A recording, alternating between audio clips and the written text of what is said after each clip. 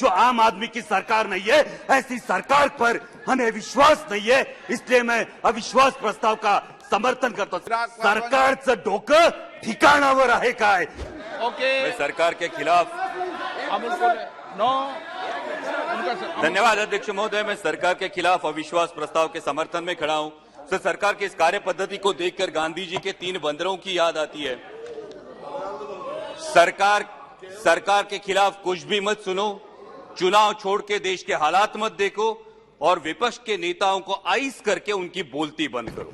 Sir, कैसे विश्वास करें इस सरकार का जो महंगाई पर नहीं बोलती, जो इकोनॉमिकल ग्रोथ के आंकड़े तो फेंकती है लेकिन पर कैपिटा इनकम पर नहीं बोलती. माननीय गृह मंत्री जी ने कल बहुत सही बात कही कि आंकड़े कभी झूठ नहीं बोलते. इसलिए अर्थव्यवस्था जब 5वें पायदान पे पहुंचती है तो पर कैपिटा इनकम में देश 141 रैंक पे है. तो क्या देश की सब संपत्ति ये चुनिंदा पूंजीपतियों के हाथ में सिमटती जा रही है?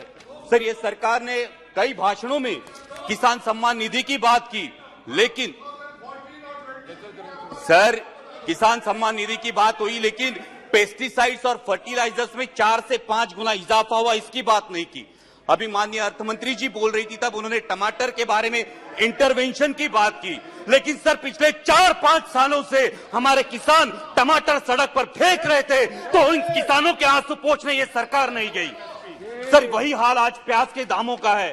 माननीय प्रधानमंत्री जी के जन्मदिन के अवसर पर मेरे चुनाव क्षेत्र के एक प्याज उत्पादक किसान ने प्रधानमंत्री जी को चिट्ठी लिखकर खुदकुशी की और इसका कारण आपके गलत निर्यात धोरण है. सर, 63 मून्स टेक्नोलॉजी जैसी कंपनी 13,000 इन्वेस्टर्स का, sir last conclude, sir 63 moons technology जैसी कंपनी 13,000 इन्वेस्टर्स का नुकसान करती है, 5,600 करोड़ का घपला करती है, लेकिन फिर भी महाराष्ट्र की सरकार एनपीआईडी एक्ट के तहत उन पर कार्रवाई नहीं करती.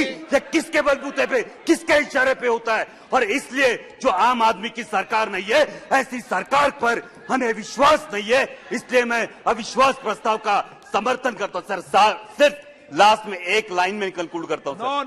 सर, एक लाइन में कंक्लूड करता हूं. हाल ही में माननीय प्रधानमंत्री जी को लोकमान्य तिलक पुरस्कार देकर नवाजा गया, इसके लिए मैं उनका अभिनंदन करता हूं. लेकिन उसी के साथ याद दिलाना चाहता हूं लोकमान्य तिलक जी की ओर से एक लाइन को, सरकारचं डोकं ठिकाणावर आहे काय, ये आत्मचिंतन होना चाहिए. Thank you so